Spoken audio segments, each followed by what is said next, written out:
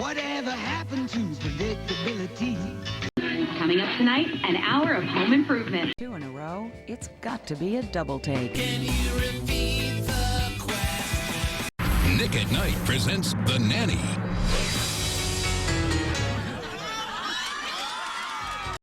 Raymond. Raymond. All right. Is on Nick at Night. Yes, it's true. Don't stop now. You can always go more Lopez with George Lopez every night on Nick at Night.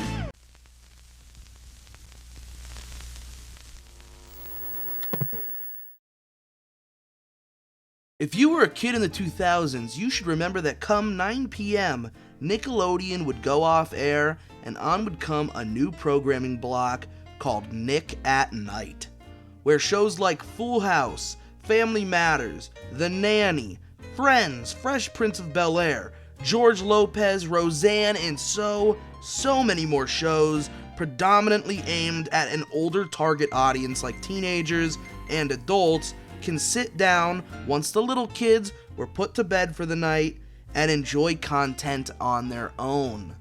Now, I personally haven't had cable TV since 2019, and I feel like most people don't have it nowadays either, as streaming sort of took it over. But even in 2019, when I had cable TV, I never thought about Nick at Night, or if it still existed.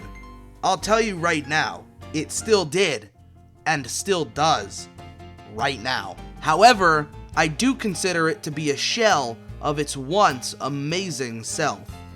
So, let's talk about it.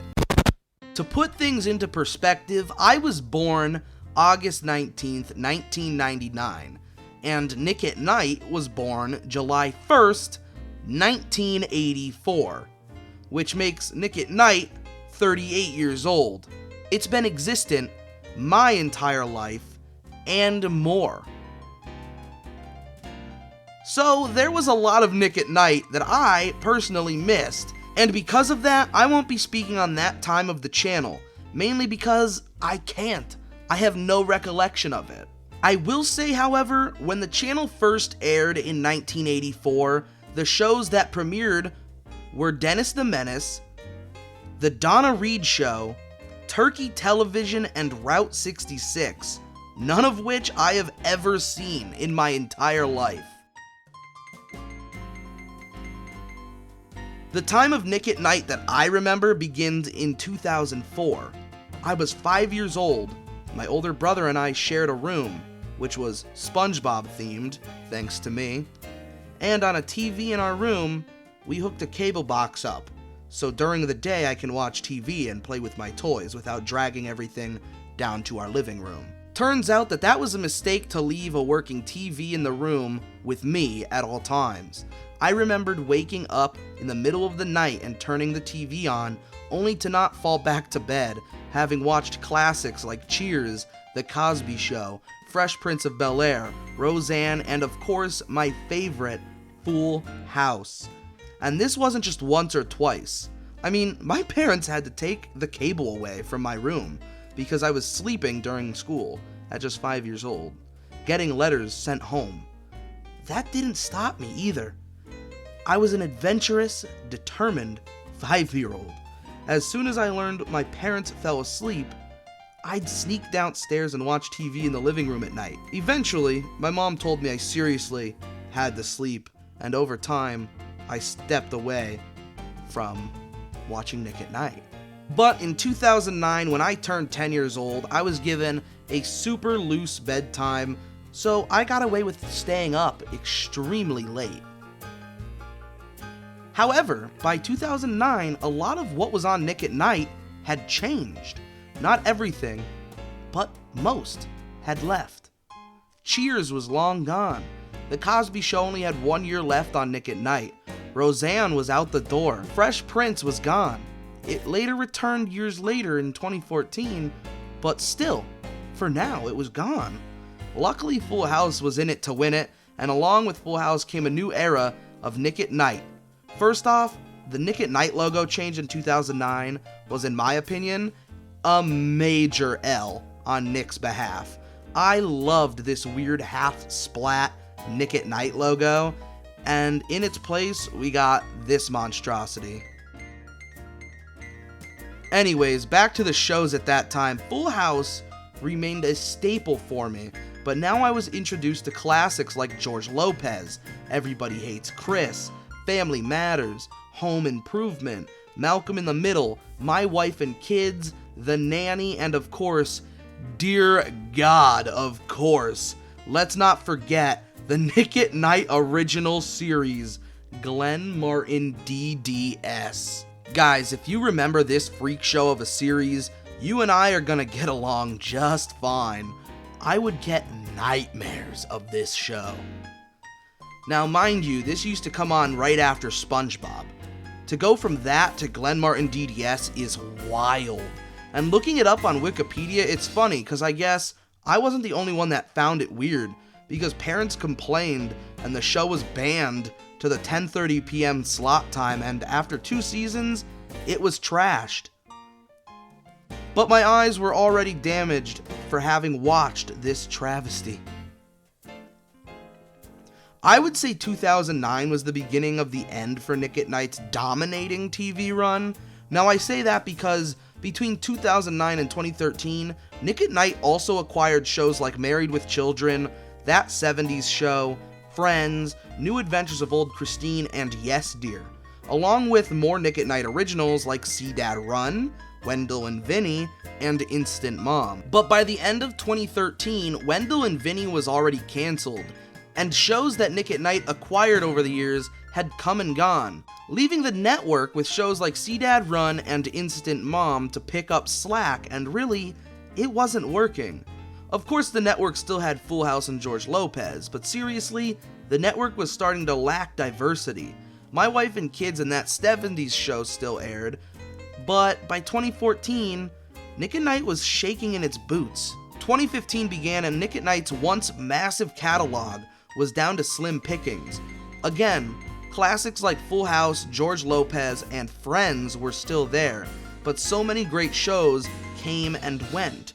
Luckily, in late 2014, Nick at Nite acquired How I Met Your Mother, which they held on to until June of 2015. Not even a full year. They also brought back Fresh Prince in late 2014 as well, so that's nice. Now spam 4 hours of Carlton down their throats, and nobody'll notice our channel lacks shows. Seriously, that's the mentality Nick at Nite was using at this time. Seriously though, 2015 felt like just such a low point. Instant Mom went off the air, and shows I've never cared to watch, like Younger and Teachers, began to air. That's 2 different shows, Younger and Teachers. Both of which were out the door in 2016 anyways. This right here was about the time I personally gave up on Nick at Nite.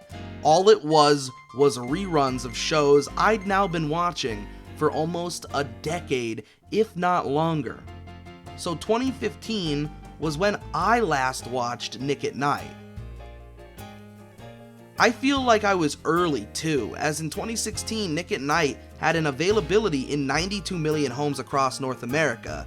Now I won't lie, since I gave up on Nick at Nite in 2015, it certainly grabbed some awesome shows, like The Goldbergs, The King of Queens, The Jim Gaffigan Show, The Office, and very recently Seinfeld and Young Sheldon. All of which no longer air on Nick at Nite and haven't since 2022. So I guess 2022 was more or less the death of Nick at Nite, or at least it feels like that for now, as all Nick at Nite really has anymore is Friends, Mike and Molly, and Mom. That's right, George Lopez left in 2020, and Full House finally bowed out in late 2021. My question is, how are 3 shows carrying Nick at Nite? And the answer is, they aren't. Cable TV as a whole is a wasteland anymore due to streaming. In 2016, like I said, Nick at Nite was a part of 92 million households in some capacity. But in 2022, only 65.1 million households have cable. And with that decline, how many really watch the same Nick at Nite reruns they've had going for years? Seriously, who's tuning in to watch the same episodes of Mike and Molly for the last 4 years? Honestly, the sad reality of it all is Nick at Nite was the first oldies TV network, which inspired TV Land.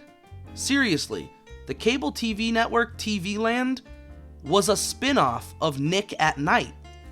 It used to be called Nick at Nite's TV Land. A whole other network came into existence because of it in 1996, and to this day it plays old Nick at Nite shows like Everybody Loves Raymond, King of Queens, Roseanne, The Golden Girls, The Goldbergs, Mike and Molly, Mom, and more.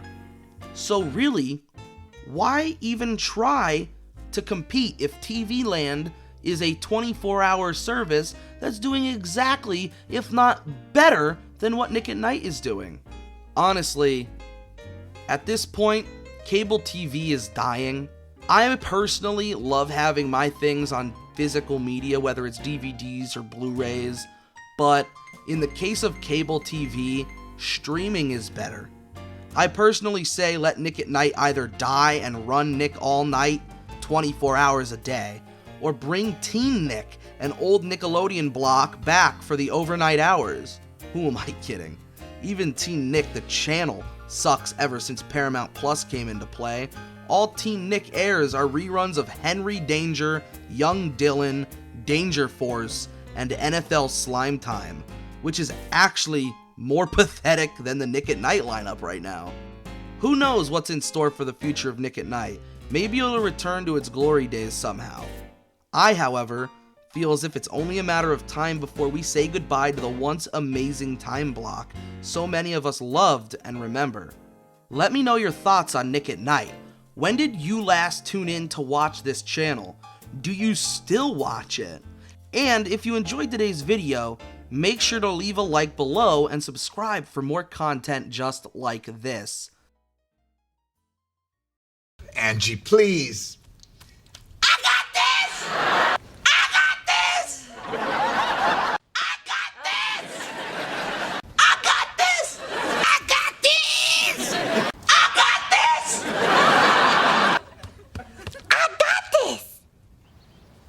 I got nothing.